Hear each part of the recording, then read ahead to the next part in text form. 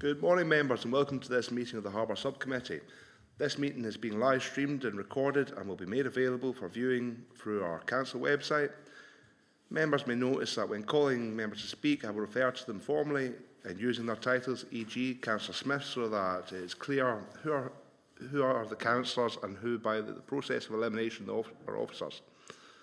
Remote participants, please follow the good practice guidance, which includes muting microphones and switching off your video when you are not addressing the meeting, writing speak in the Teams chat function when you want to contribute. If you're in the hall, you can do this on your phone or iPad or put your hand up. We have no one in the hall today with us, so that's fine, it's all online. Please don't repeat contributions already made by other members. No material should be posted in the chat function if it is intended as part of the discussion. As usual, the standing orders apply, including that any votes will be undertaken by roll call. If any member wants to leave the meeting, please either leave the Teams meeting for that period of time or write leave in the Teams chat function, and then join when you rejoin the meeting, so that we can keep track on whether the meeting is correct. All members should speak clearly, taking their time and speaking directly into the microphone when making contributions. When referring to reports, please provide reference to the relevant page and paragraph to allow everyone to follow. Please focus contributions on areas where clarification is required or to propose an alternative recommendation. Members, today we're joined by our new Head of Service, or Assistant Director, Natalie McHale. It'll be Natalie's first time at the Harbour Subcommittee. Would you like to introduce yourself, Natalie? Thank you so much, Chair, and thank you to yourself for that introduction. So I'm delighted to be able to join you in relation to this, my very first Harboours Subcommittee, and I know that the team have been doing a lot of work to bring the papers to you for today's meeting. So I just want to acknowledge and recognise that work and look forward to you working with you in the future. Thank you. Thanks for that, Natalie. So, members, moving on to item number 1, Settlement apologies and Chair's approval of members' remote participation. I approve of remote participation. Tracy, do we have any apologies? Thanks, Chair. Good morning, everyone. Morning, members. We've got 5 members present in total. 1 member present in the chambers here at Stranraer being the Chair, and 4 members present on Microsoft Teams being Councillor Brodie, Councillor Dashbar, Councillor Hagman and Councillor Stitt, and 2 apologies from Councillor Ingalls and Councillor Johnston. Thanks, Chair. Thanks for that, Tracy. Members, moving on to item number 2, declarations of interest. Do any members have any declarations of interest or statements of connections they wish to make?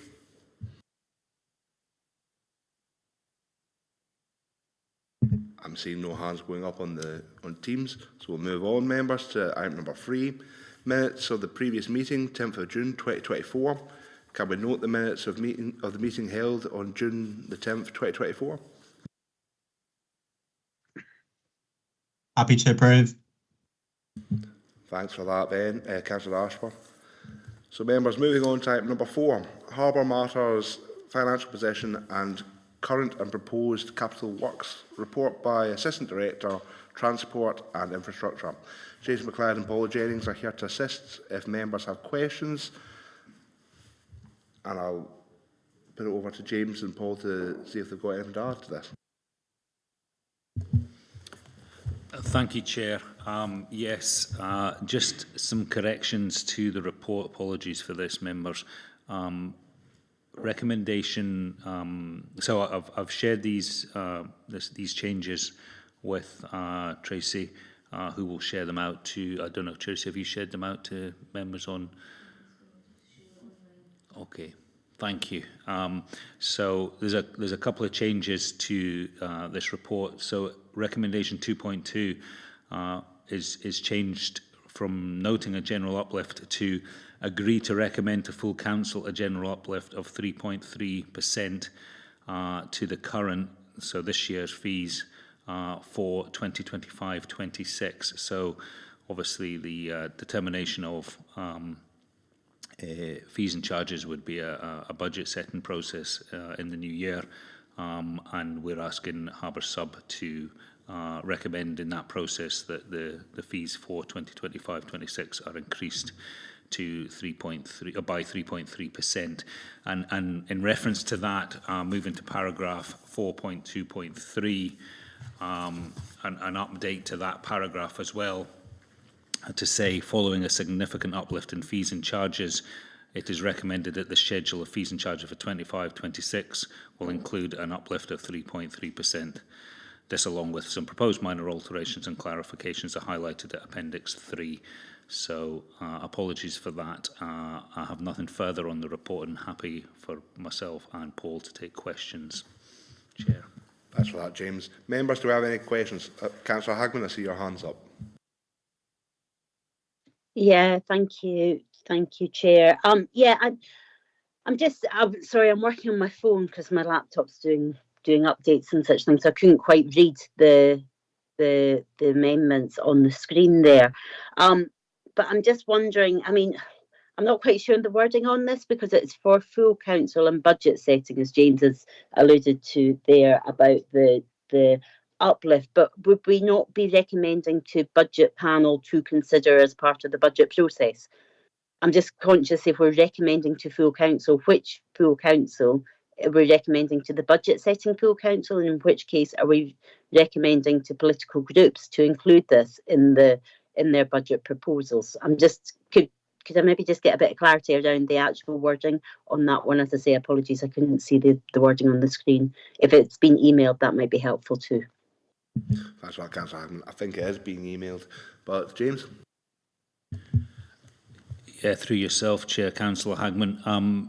The setting of fees by Harboours Subcommittee is, as you're aware, important to the recommendation to set fees is important, as it's obviously Harboours Subcommittee, it's a duty holder that needs to agree to a level of fees that ensures that there's a safe operation of the harbour.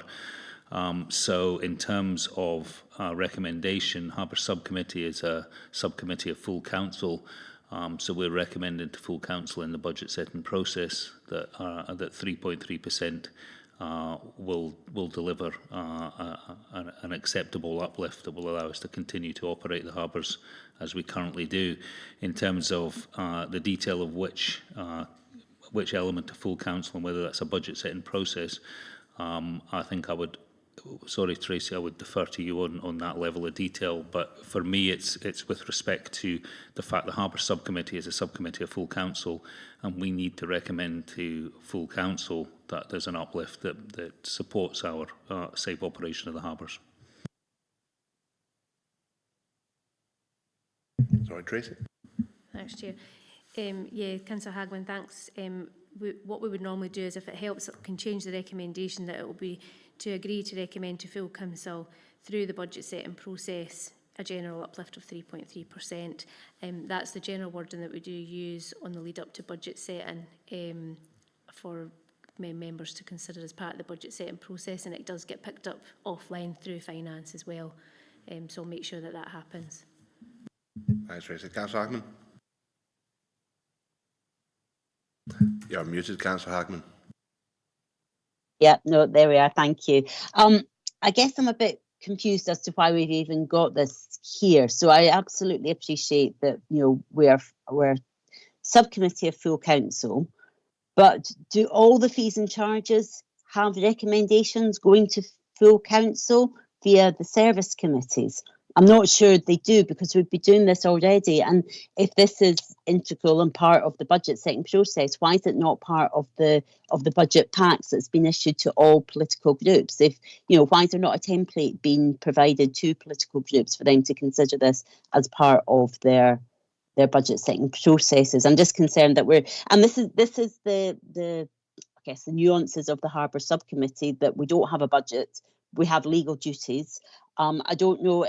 Is there a reason why we need to agree this in terms of setting out notice to anybody who would be paying additional fees? Do we need to send that notice ahead of full council? I understand why we want to acknowledge that, but I'm not sure. I'm just a bit confused in the governance, because we don't do this for all our other fees and charges. As far as I'm aware, we've not gone to what is the new Education and Wellbeing Committee to essentially recommend to full council uplift of charges for leisure and sport. So if we don't do it with that, why are we doing it with Harboours fees? it's just a level of consistency is what I'm looking for across the range of services. Are there any other fees and charges we set at full council that are going for recommendations to full council out with the budget process? I guess would be my other question. I'm going to bring James in, but can I give us what my understanding is from him? So the Harbour Subcommittee being a different committee and being a different service to the council, our fees and charges don't go directly back to the council. They remain within our pot, and that's what we are controlling right now. And us recommending to the full council is us asking for delegation that we can increase our fees and charges, which isn't actually within the council's political budget setting. Have I got that right there, James? Chair, to an extent, I would just reiterate, Councillor Hagman, that the Harbour Subcommittee as duty holder, if this was operated as a private situation, then the duty holder would be setting the fees in a way that would ensure that they could deliver all the safe operation of all harbour services. So as a subcommittee of the council, the duty holder in this case is limited to controlling the budget. So this subcommittee will make recommendations in terms of a capital programme and a revenue programme, but ultimately the capital programme is overseen now by E&I committee. And the setting of fees is something that's done through the budget setting process through full council. So for me, the reason why I consider it that it's appropriate that this subcommittee sets a recommended uplift or recommends an uplift is to ensure that we as officers are giving you confidence that the budget that we receive is sufficient to deliver a safe service, and thus your approval of that prior to it going to the budget setting process gives confidence to the users of the harbours that we are setting aside sufficient funding to operate the service.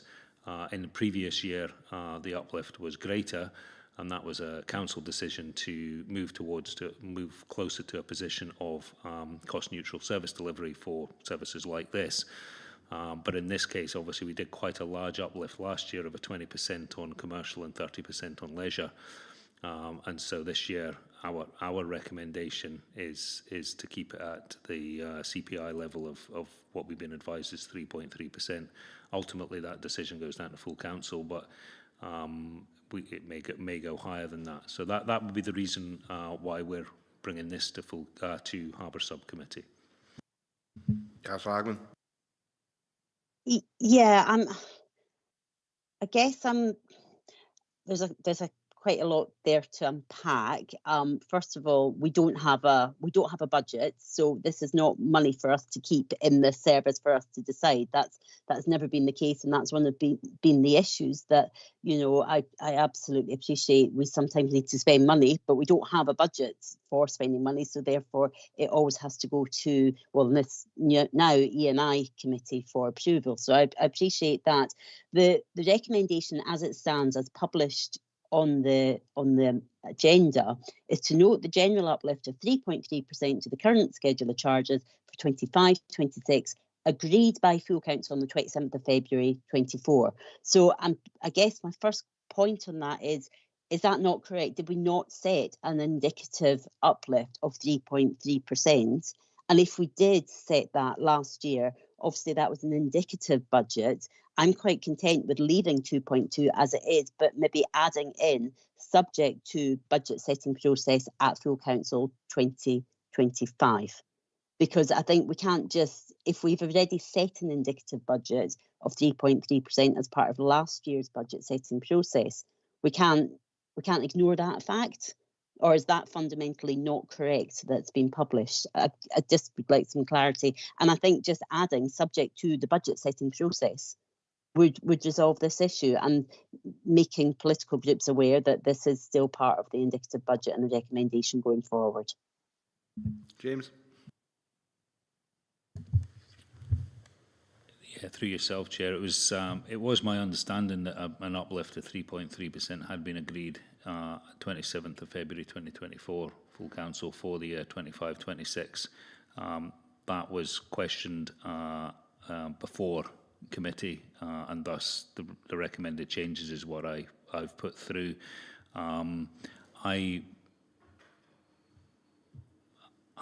not seeing a significant difference between the two with respect, Councillor Hagman, your proposal or the recommended text edited slightly by Tracy to agree to recommend to full council through the budget setting process a general uplift of 3.3%.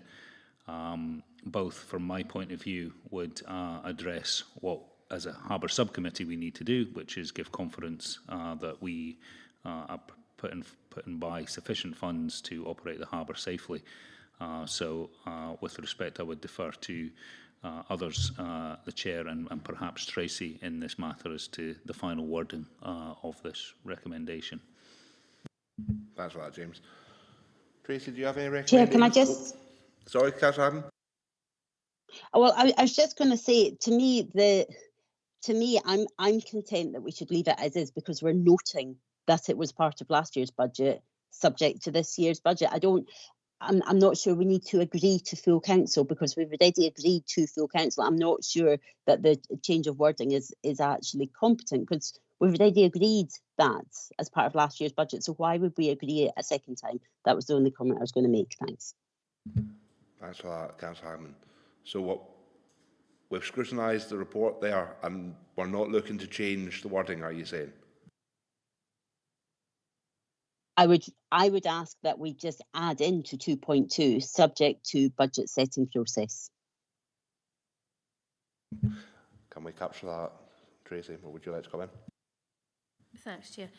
My understanding was that the query was around whether we had agreed at full council in February 2024 the increase in charges for 25-26 as well as 24-25.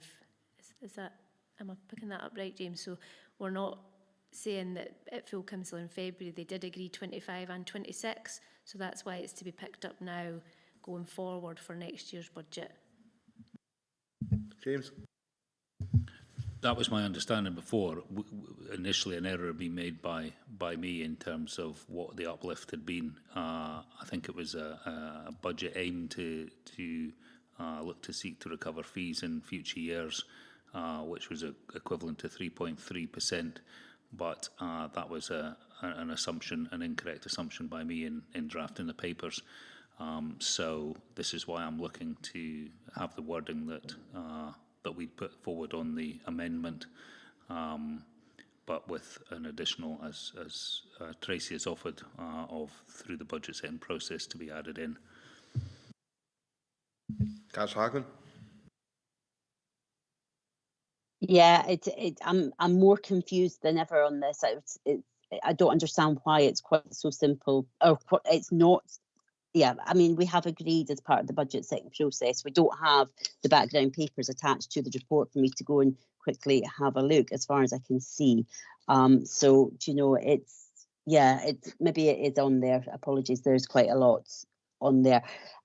I mean, ultimately, full council trumps everything. So we can recommend, you know, what we wish, but I'm just conscious we've got a budget setting process.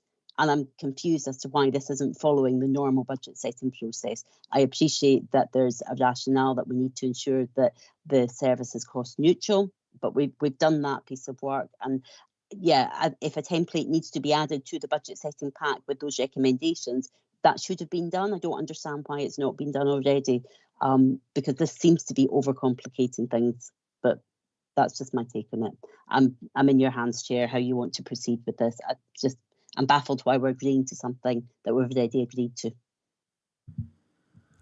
I think I'm in a similar position, Councillor Hackman. So, members, do we have any other questions? I'm not seeing any hands going up. So, members, with that, will we move to the recommendations? So, members, we'll move to recommendations. The recommendations are to 1, note the Harbour's financial status in relation to 24 and 25 budgets. approved by the Communities Committee on the 2nd of April 2024, as detailed in section 4. 2. Note the general uplift of 3.3% to the current schedule of charges for 25 to 26, agreed by full council on the 27th of February 2024, back to a future Harbour subcommittee for approval. And then, is this where we have the difficulty, Councillor Harbin?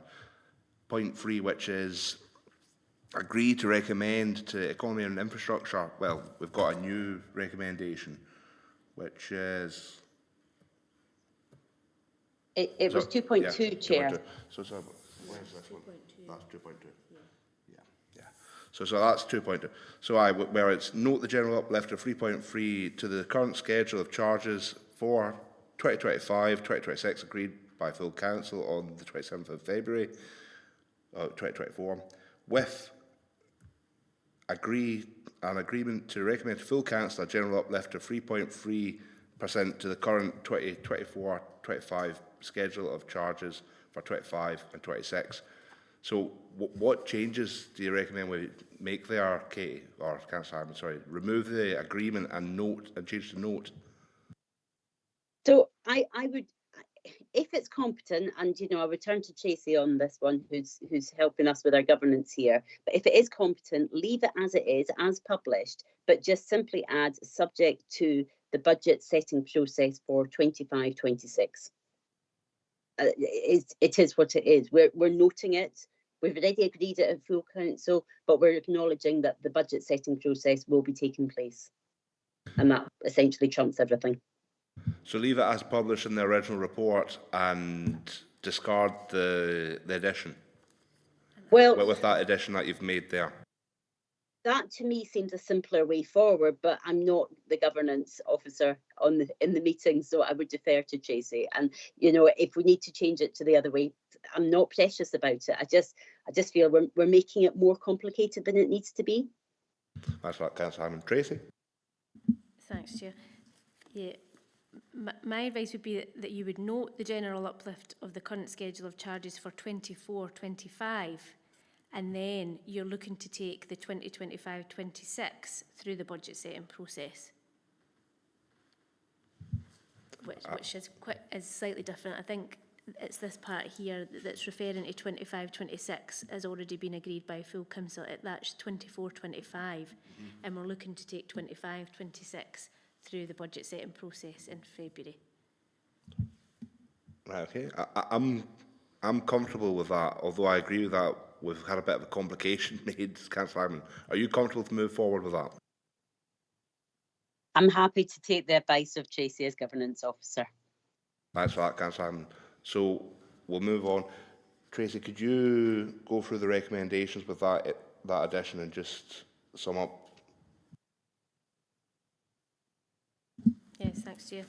So you're noting 2.1 as the Chair's already outlined, and then we're noting the general uplift of 3.3% to the current schedule of charges for 2024-25, and through the budget setting process, the recommending to full council the uplift for the 2025-26 schedule of charges through the budget, subject to the budget setting process.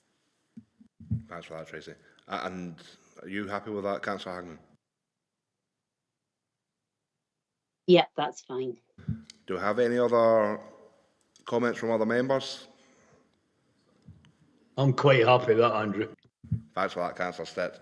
So, members, moving on to, let's see. So, on point 4, agree to recommend to. I've got a piece of paper as well as my chair's notes that I'm trying to work from the two of them. So, where am I? I was just here.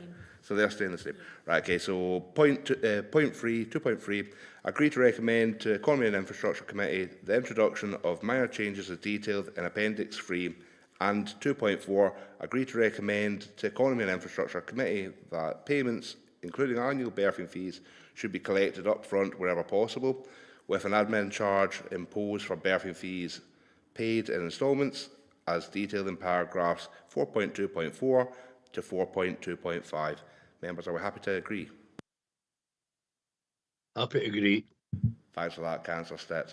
So, members, moving on to item number 5, the Port Marine Safety Code Compliance Report by the Assistant Director of Roads and Infrastructure. James McLeod and Paul Jennings are here to assist members if they have any questions. I'll open it up to James. Do you have anything to add to the report, James? Nothing to add to the report, Chair. Thank you. Thanks for that, James. Members, do we have any questions on item number 5?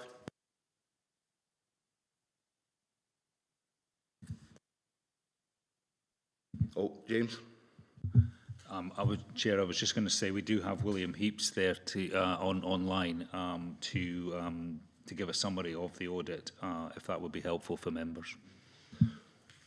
William Heaps, would you like to come in and give us a summary?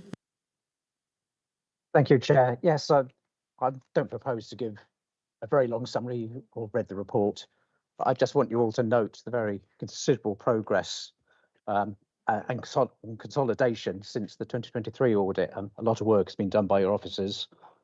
I think that arises from stable staffing and more efficient use of management time to enable that progress.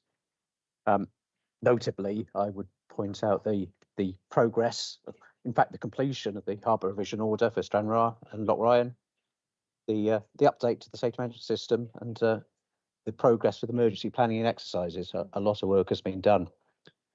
I don't really propose to say much more, but I'm very willing to take any questions that members may have and to recognise the work that has been done and the fact that you are compliant with the Port Marine Safety Code. Thanks for that, Wim. No, but we've came leaps and bounds in the Harbours subcommittee and in our Harbours directorate. So we have came leaps and bounds, and we've got our Stranraer revision order, which is absolutely fantastic. That's came in last Thursday, James. Thank you for all the work that you've done on that to our officers. Members who have any questions for William Heaps as well, the officers?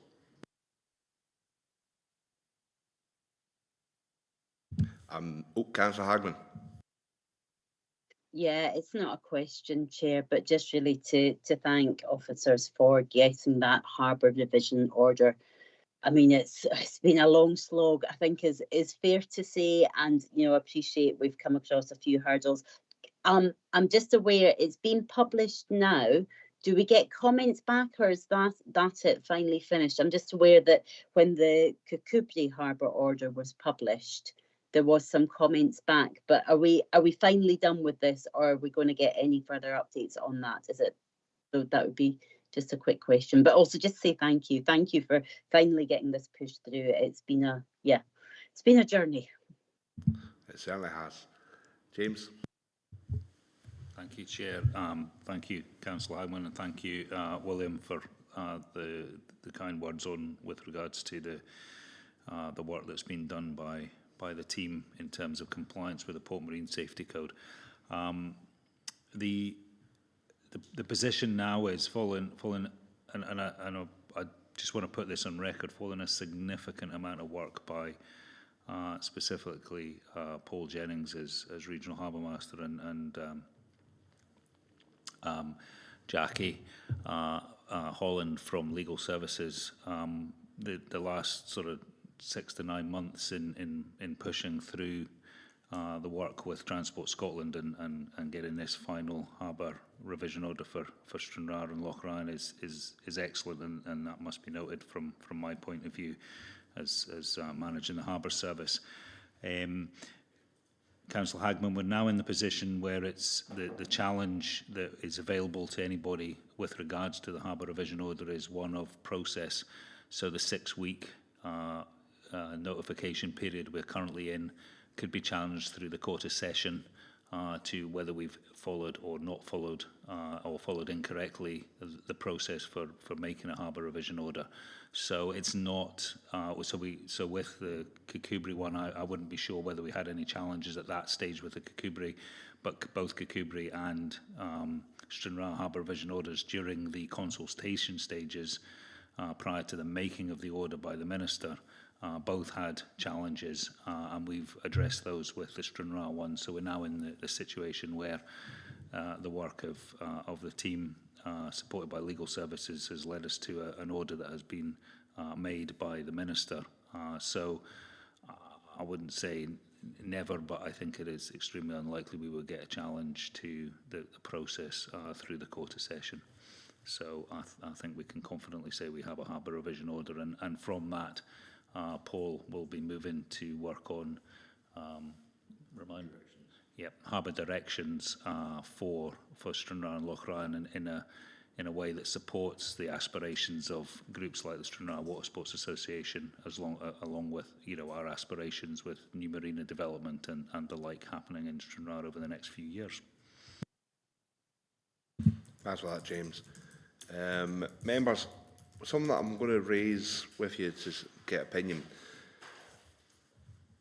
The idea of moving to 2 meetings a year for the public and then 1 in private meeting or briefing, how are the members comfortable with this change that we're recommending to Rosso?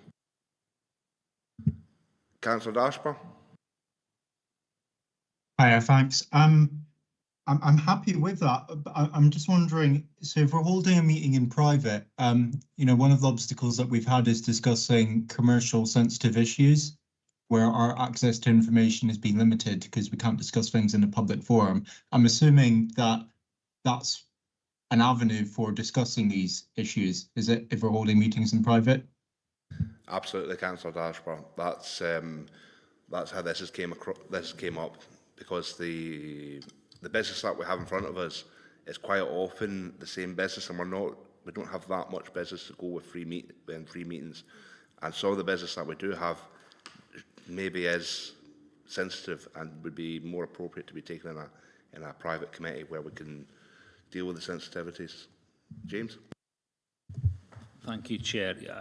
I think just to add to that, from an officer point of view, what it allows is a business meeting approach of having this meeting out with, having 1 meeting a year as a business meeting allows discussion with the duty holder, and allows us then to bring that back with agreement to committee if there's matters that need to be discussed. So it's effectively an opportunity to agree what other matters need to come to committee and how those can be agreed. So it's not about making agreements out of camera. It's about resolving that. I'd also pass to Paul as well, who may wish to add something to that. Do you have anything further to add to that discussion? Because I know it's been something that's been important to Paul as well. Paul? Thank you, Mr. Chair.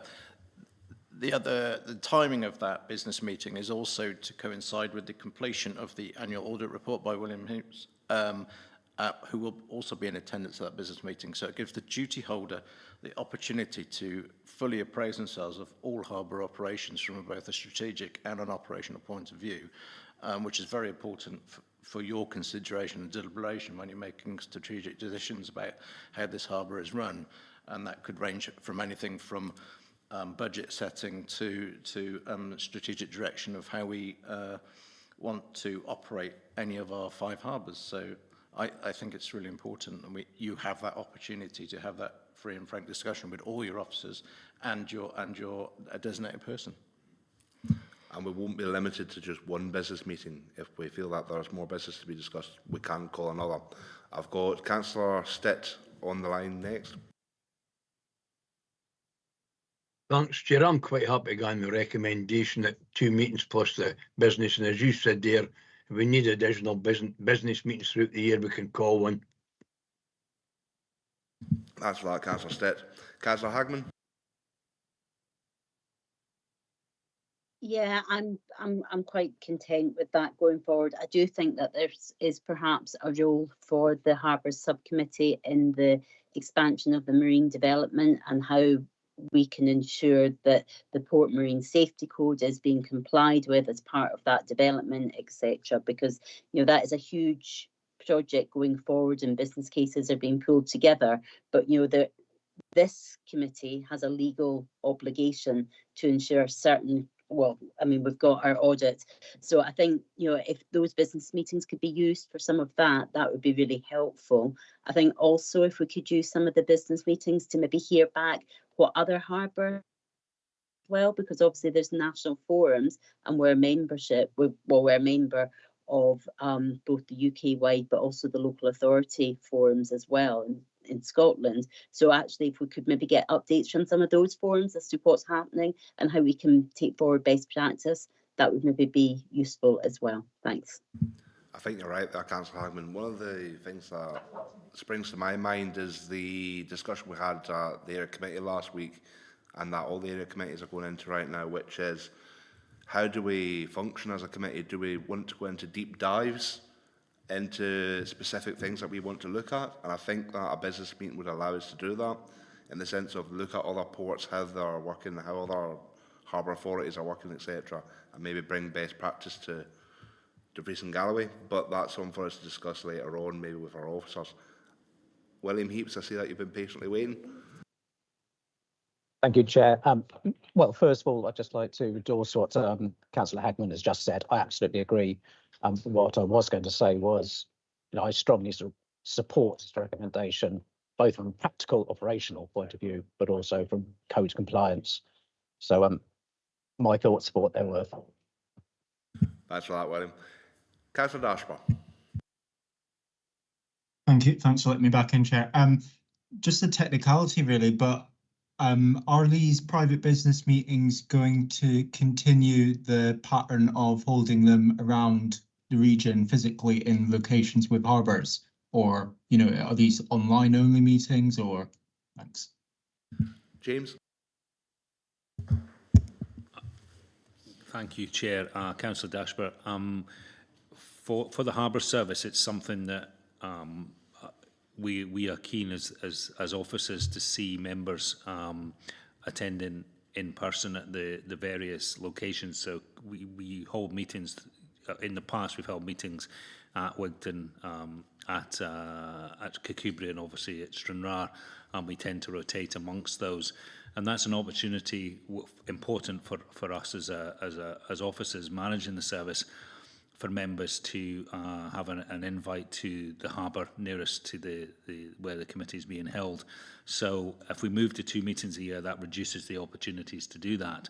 So we would strongly recommend that the business meeting is in the same way as a subcommittee meeting is held in one of the 3 locations, and we rotate that through the calendar year, so that officers have an opportunity to take members to one of the harbours. Obviously in Wigton, that then is one of the 3 harbours within the Machars, but Stranraer and Kirkcudbright, which are our 2 largest harbours, that's an opportunity once a year for members to go there, which from our point of view and from a Port Marine Safety Code point of view is useful for your continued understanding of the operation of the harbours as duty holder.